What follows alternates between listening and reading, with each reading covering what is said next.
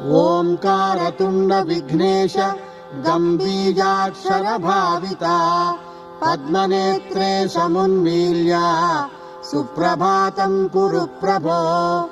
श्रीगणेश शिवानंद लहरी संप्रवाहका निर्विघ्नं जगतां देवा मंगलं कुरु सर्वदा। द्विजसंघाः प्रबुद्धास्त्वां वाग्विशेषैस्तुवन्तिः त्वत्पदाब्जं करैः स्प्रष्टुं सूर्यदेवः समीहते।